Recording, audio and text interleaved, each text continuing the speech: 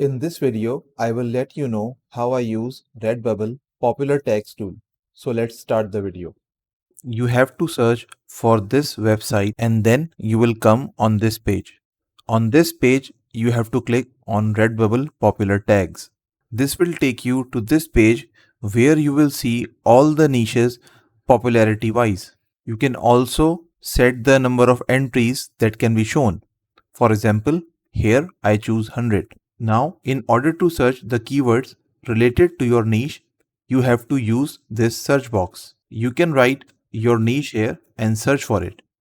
As you can see, I searched for the keyword monkey. Here it shows all the niches related to monkey popularity wise. You can also see the popularity gained in the second column and the number of designs or results in the third column.